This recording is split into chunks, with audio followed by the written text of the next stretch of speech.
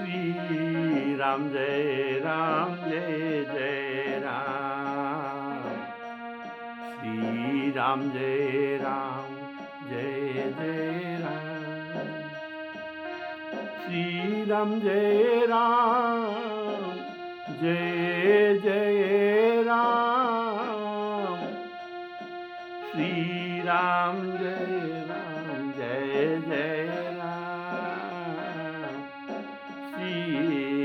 जय जय राम।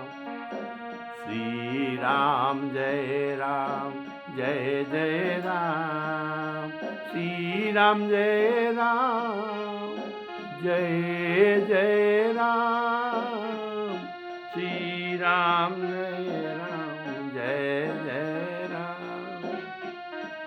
श्री राम जय जय राम।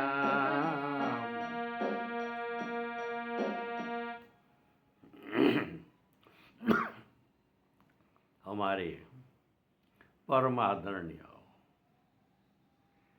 राम रस पिपासु श्रोतागण, मेरी तरफ से आपको सादर सप्रेम राम राम कहकर राम कथा को स्वागत करता हूँ। प्रेम से पधारिए और बोलिए श्री राम जय जय राम। श्री राम जय जय राम। श्री राम जय जय राम।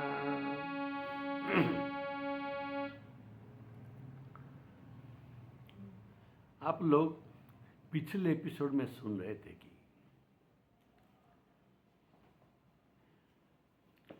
शिव जी के साथ जो बारात आए थे, ये सबके लिए चारी भांति चव्य चोष्य आदि 4 प्रकार के चव्य चोष्य लेह्य पेय, ये 4 प्रकार के विभिन्न प्रकार व्यंजन परोसा गया। बोले श्यावर रामचंद्र की जय। और इधर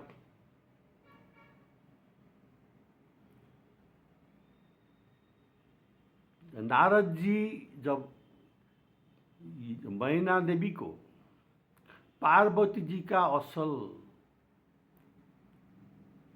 जगत जननी रूप का वर्णन किया और कहा कि ये सदा अर्धांगवासिनी शिव जी के, इसका आप छोटा मन न करो, ये आपके माता जगत जननी है। ऐसा सुनकर मैना के ज्ञान उदय हुआ। तब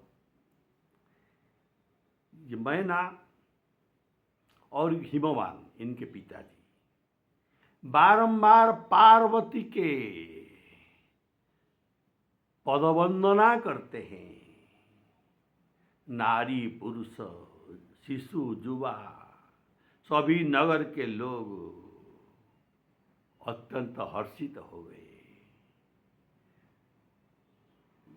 नगर भर में विभिन्न प्रकार मंगल रचना किया गया। सोने का कलश रखा गया सबके द्वार पर।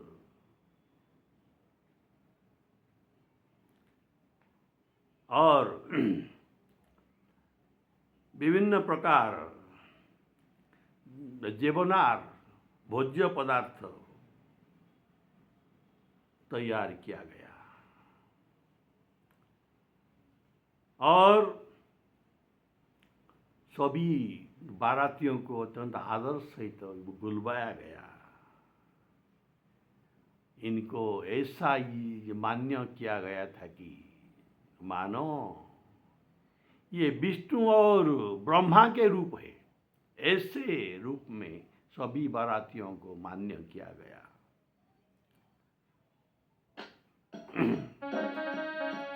तब मयना हिमवंतो आनंदे पुनि पुनि पार्वती पद बंदे, नारी पुरुष सब शिशु जुवा सयाने, नगर लोग सब विधि हरसाने। श्री राम जय राम जय जय राम, लगे हो न पुर मंगल नाना, सब ही साजे सब ही हाटक घट नाना। हाटक सुवर्ण, घट कलश सुवर्ण के कलश, भांति अनेक भई जे बनारा, सूप शास्त्र कछु जस व्यवहारा। सो जे बनार, जेवन करने के लिए, भोजन करने के लिए जो पदार्थ तैयार किया गया उनको जेवनार कहते हैं। सो जेवनार की जाई बखानी, बसही भवन जेहि उमा भवानी। सादर बोली सकल बराती, विष्णु बिरंची देव सब जाति। श्री राम जय जय राम। भोजन करने वालों की बहुत सी पंक्ति बैठी, चतुर रसोइया परसने लगे। स्त्रियों की मंडलियां देवताओं को भोजन करते जानकर कोमल वाणी से गालियां देने लगे। बोले श्यावर रामचंद्र की जय।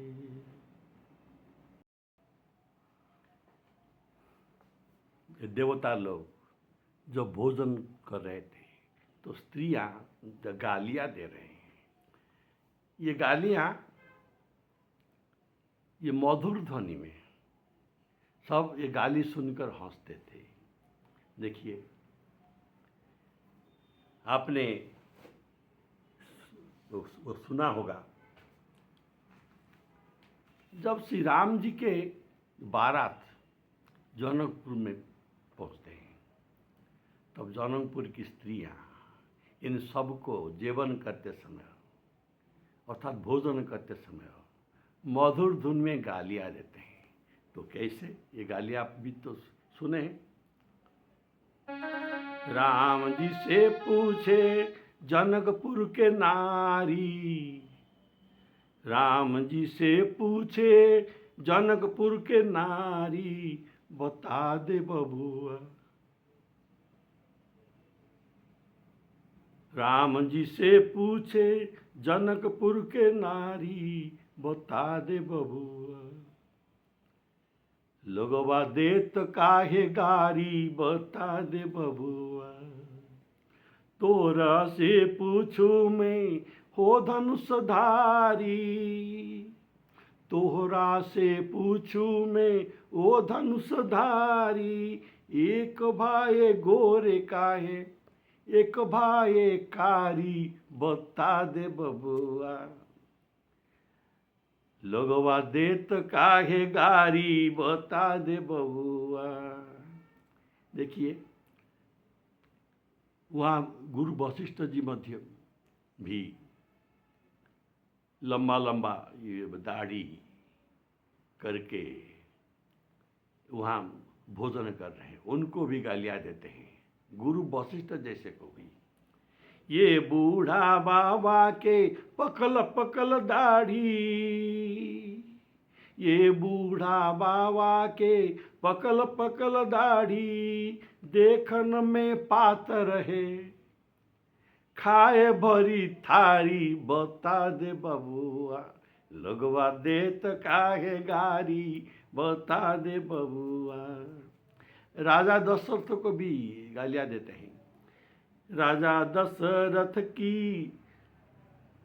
राजा दशरथ जी कहलन होशियारी, राजा दशरथ जी कहलन होशियारी, एकता मर्द पर तीन तीन जो नारी, बता दे बबुआ लोगवा देत काहे गारी, बता दे बबुआ लोगवा देत काहे गारी, बता दे बबुआ। ये सब गालियाँ सुनकर सब लोग हंस रहे थे और मज़े से खा रहे थे। ऐसे भी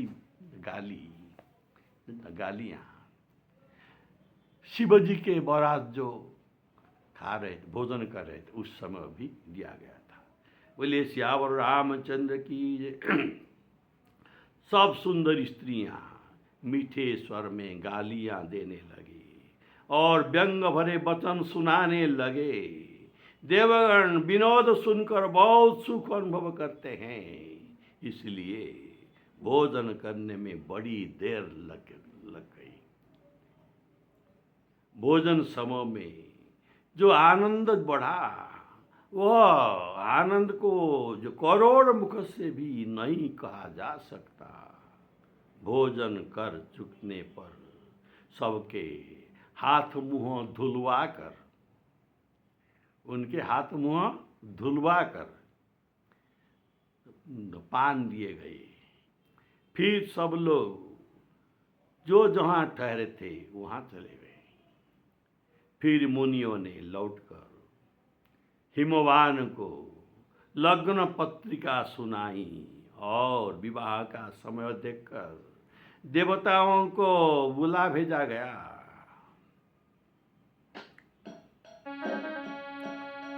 विविध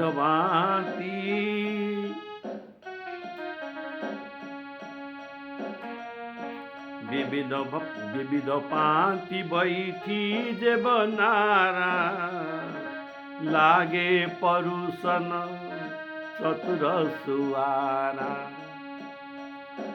नारी वृंद सुर देवत जानी, लगी देन गारी मृदुवानी।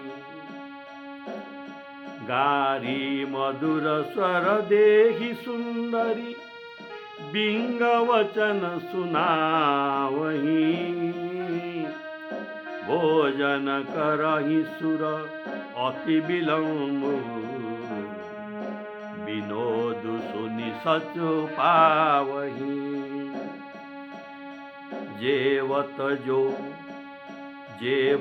जो बढ़्यो आनंद, सो मुख कोटि न परे कहो। अंचवाई दीन पान,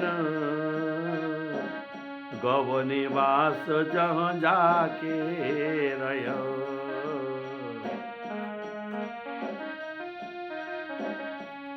बहुरी मुनि न हिमवंत कहूँ, लगन सुनाई आई।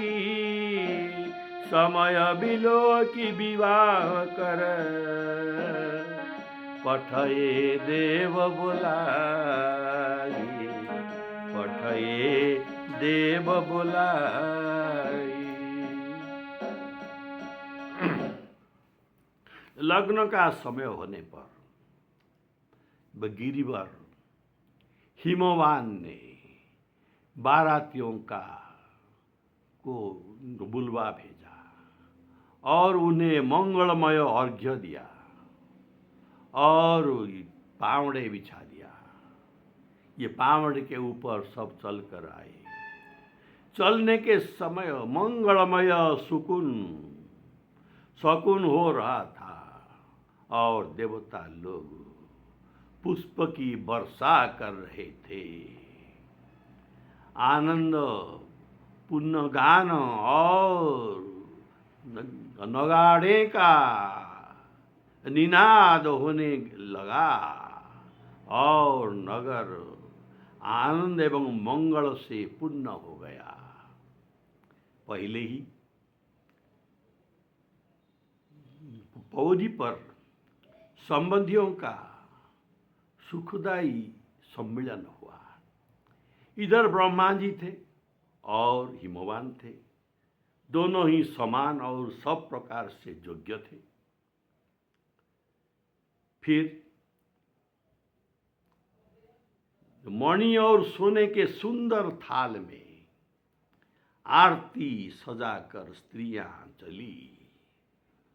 उनके रूप को देखकर, ये स्त्रियों की रूप को देखकर कामदेव की पत्नी रति देवी भी लज्जित हो रही थी और इनके गान सुनकर श्रवण में सरस्वती भी ईर्षा कर रहे थे, कितना सुंदर गा रहे हैं। शरीर से पुलकित और मन से आनंदित होकर प्रेम के आवेश में मत्त गजगामिनी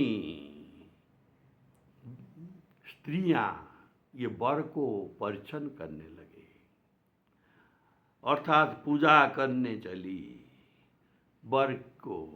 शिवजी अभी ये जोगी जटिल वेश नहीं थे, बड़ा सुंदर वेश में अभी थे।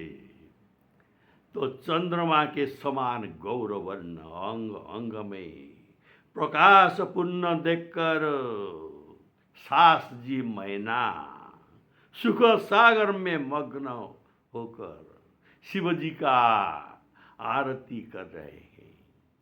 सास ने आरती करते हुए सुख सिंधु में मग्न होकर आरती उतारने लगे और फिर निछावर करके वर की ओर देखकर मार्ग में और पावड़ा बिछा दिया और इसके ऊपर शिवजी चलकर आए। फूल से लदे हुए वर को आनंद पूर्वक मंडप में लेकर चली। हिमवान ने सभी देवताओं को सम्मान करके उन्हें उचित आसन दिया। उस समय जो कुछ साज समाज था वह सब सुंदर मंडप में लाकर रखा गया था। वर को अर्घ्य देकर मणिजटित सिंहासन पर बैठा गया। जिस सिंहासन में विरंची अर्थात जिस सिंहासन को विरंची अर्थात ब्रह्मा अपने हाथ से निर्माण किया था, ऐसे सुंदर सिंहासन का वर्णन कौन कर सकता है। फिर पूजा करके उनको मधुपर्क दिया गया, वर को अर्घ्य दिया गया, आसन दिया गया, सिंहासन। अभी मधुपर्क ऐसा विवाह के समय जरूरत होता है, तो मधुपर्क खिलाने की रीति पूरी कर दी गई तथा इसके बाद फिर आचमन दिया गया। सिंहासन में शंकर बैठकर सिंहासन में जब शंकर जी बैठते हैं तब भगवान शंकर भगवान विप्रों को सिर नवाते हैं, नमस्कार करते हैं। कारण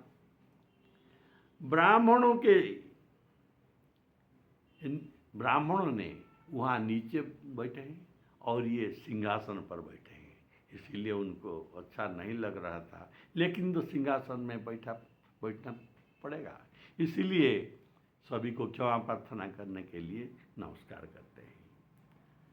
और नमस्कार करने का दूसरा कारण है कि ये ब्राह्मण शिवजी के इष्ट है, परम प्रिय है। ये ब्राह्मण राम जी के इष्ट और परम प्रिय है, इसीलिए इनको अपने इष्ट का इष्ट समझकर नमस्कार किया। और भी नमस्कार करने का कारण, तीसरा कारण है कि विवाह कराएंगे।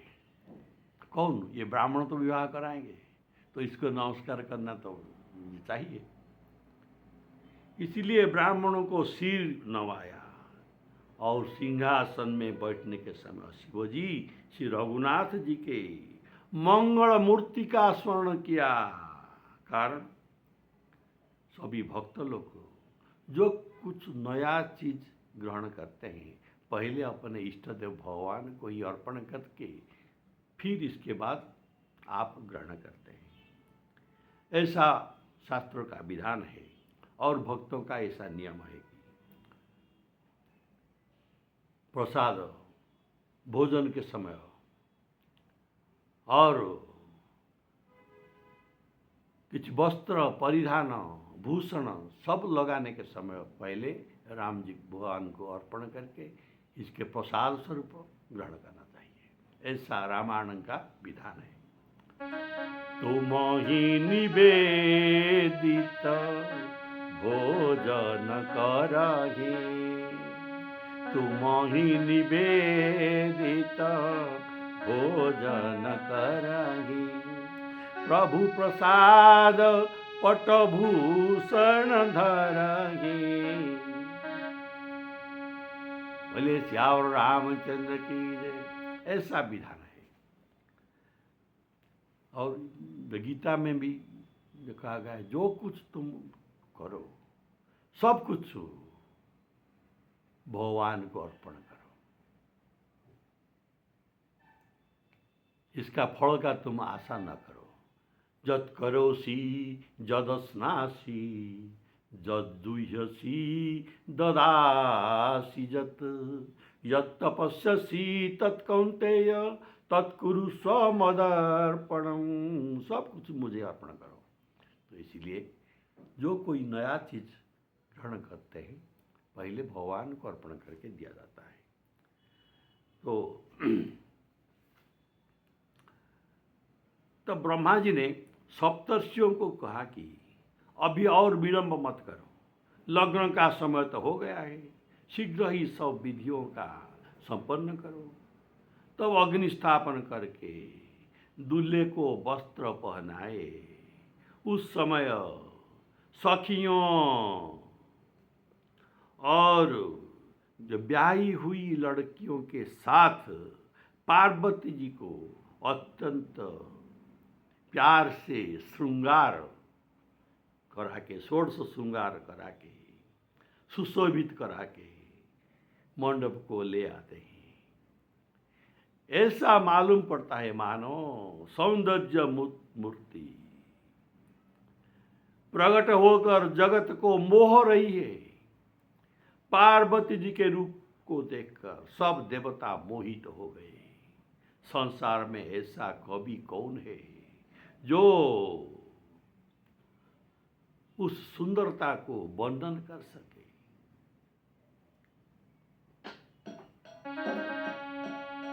बोली सकल सुर सादर लीने, सब ही यथोचित आसन दीने। वेदी वेद विधान सवारी, सुभग सुमंगल गावहि नारी।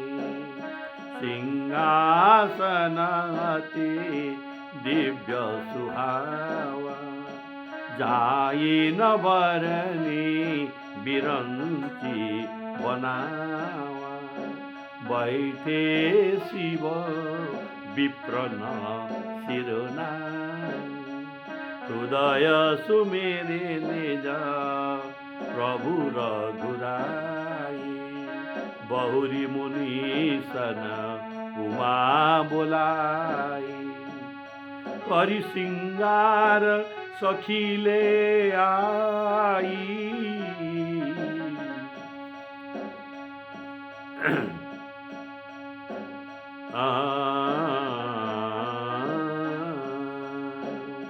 करि सिंगार सखीले आई। देखत रूप सकल सुर मोहे, बरनै छवि यस जग कवि कोहे। देखत रूप सकल सुर मोहे, देखत रूप सकल सुर मोहे। पार्वती जी के रूप को देखकर सकल देवता मोहित हो गए। जब पार्वती जी के रूप देखकर देवताओं मोहित हो गए, तो तुलसीदास मनुष्य होकर कैसे वर्णन कर सकते? देखिए, माता पार्वती जगत जननी है। माता का रूप वर्णन करना नहीं चाहिए, ऐसा विधान नहीं है। देखिए, एक कवि थे कालिदास, आप जानते हैं। कालिदास पार्वती जी के नख से शिखा तक सभी अंग का रूप का वर्णन किया। तो माता का कोई सभी अंग को वर्णन करता है? नहीं ना। इसलिए कालिदास को कुष्ठ रोग हो गया। इसके बाद बहुत विनय करके कालिदास ने रघुवंश काव्य लिखा। रघुवंश काव्य रचना करने के बाद इनका कुष्ठ रोग दूर हो गया। देवता प्रथमे पार्वती जी के रूप देखकर मोहित हो गए, फिर मातृभाव से मन से उनको प्रणाम किया। कारण प्रगट प्रणाम में पार्वती के ऐश्वर्य खुल जाएगा, इसलिए मन ही मन प्रणाम किया। पार्वती जगत जननी है। माँ के शोभा को वर्णन करने का अधिकार पुत्र का नहीं है। जगत जननी के सभी तो पुत्र हैं, इसलिए कौन वर्णन कर सकता है? तो हमारे कवि गोस्वामी जी इतना कहे कि भवानी सुंदरता का सीमा है, इसके ऊपर और कोई सुंदरता नहीं है, सीमा है। करोड़ मुख से भी उनकी शोभा वर्णन नहीं किया जा सकता। जगत जननी के महान शोभा का वर्णन करोड़ मुख से वर्णन नहीं किया जा सकता। वेद जो पृथ्वी का वक्ता है, वेद पृथ्वी का वक्ता है, पाताल का वक्ता है शेष जी, स्वर्ग का वक्ता है सरस्वती जी। तो ये भी इनकी शोभा का वर्णन नहीं कर सकते हैं। तो मंदमती तुलसीदास किस गिनती में है जो पार्वती जी के शोभा को वर्णन कर सके? सुंदरता और शोभा के खान माता भवानी मंडप के बीच में विराजे गए। जहाँ शिवजी विराजते थे वहीं गई। ये संकोच के मारे पति के चरण कमल को देख नहीं सकते थे, परंतु उनकी मनोरूपी भौरा शिवजी के चरण कमल को मंडरा रही है, इनसे रसो आस्वादन कर रहा है। मुनियों की आज्ञा से शिव पार्वती ने गणेश जी का पूजन किया। गणेश जी का पूजन किया। क्यों? इनका तो ये पुत्र है, इनका तो विवाह नहीं हुआ है, तो पुत्र को कैसे पूजन करते हैं? ऐसा बात नहीं। गणेश जी अनादि है। गणेश जी अनादि समझकर कोई इस बात के शंका न आने कि गणेश जी शिव पार्वती के संतान है, तो अभी विवाह से पूर्व इनका पूजा किया गया।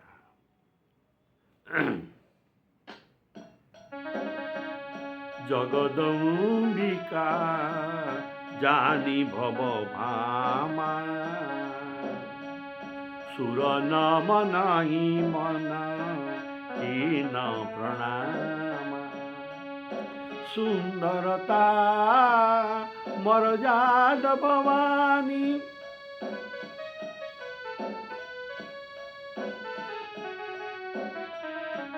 जाई न कोटि बदन बखानी। कोटि हूँ बदन न बनई बरन त जग जननी शोभा महान। सकुचहि कहत श्रुति शेष शारद मंदमती तुलसी कहाँ। छवि खानी मातु भवानी गवनी मंडप मध्य शिव जहाँ। अवलोकि सकहिना सकुच पति पद कमल मन मधुकरो तहाँ। मुनि अनुशासन गणपति पूजे शंभु भवानी। कौसुनि संशय करे जनी सुर नारी जियानी।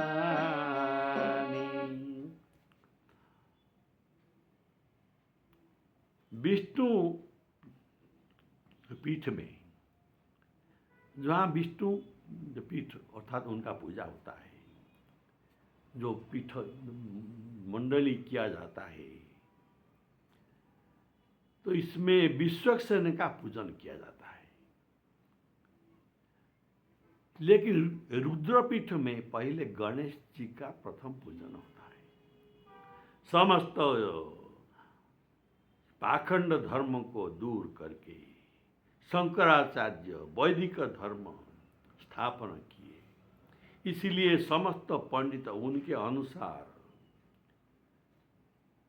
तभी से रुद्रपीठ के ऊपर विष्णु पीठ से अधिक रुचि रखते हैं। इसीलिए देवकार्य में प्रथमे गणेश जी के पूजन होता है सभी जगह। तभी से ये सब शंकराचार्य जी का विधान को मानते हैं। अर्थात ऐसे प्रथा पहले नहीं था। सब लोग दूल्हा दुल्हन को देखकर मन ही मन प्रफुल्लित होते हैं, आनंदित होते हैं। साखोचार समय हो, सब देवता मुनि लोग हंसते हैं। फिर पर्वतराज ने सब प्रकार की लौकिक और वैदिक विधियों को करा के हाथ में जल और कुश और कन्या को साथ में रखकर संकल्प दान करने के लिए संकल्प किया। पार्वती मंगल काव्य में गोस्वामी जी कहते हैं, कुलगुरु और कुल देवता को पूजन किया गया है। तत्पश्चात रावा विधान, क्या है रावा विधान। तो इस विधान में कन्या की भाई कन्या के गोद में धान का लावा भरता है और होम विधान होकर फिर जो भामरे पड़ते हैं 7 फेरा। इसके अनंतर वधू की मांग में सिंदूर भर गया। पार्वती जी को मांग में शिवजी सिंदूर भरे, ग्रंथि बंधन हुआ, फिर ध्रुव दर्शन किया गया। तब सब कहने लगे विवाह संपन्न हो गया और हम लोग का नेत्र सफल हो गया, हम धन्य हो गए, अपनी आंखों को हम धन्य मानते हैं। बोलिए श्यावर रामचंद्र की।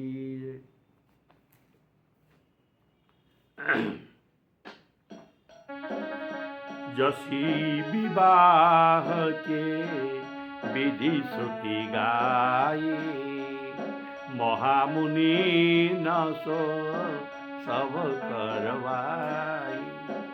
गही गिरीश कुश कन्या पानी, भवही समरपी जानी भवानी।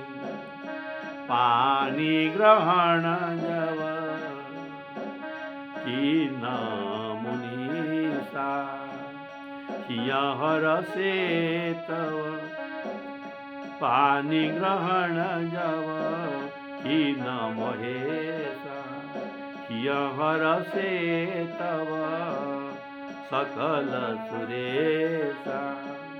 वेद मंत्र द्विजन उच्चरही, जय जय जय शंकर सुर कही। जय जय जय शंकर सुर कही। बाजई बाजन विविध विधान, सुमन वृष्टि नभ वे विधि नाना। हर गिरिजा कर भयेउ विवाहु, सकल भुवन मरे रहा उत्साहु। हर गिरिजा कर भयेउ विवाहु।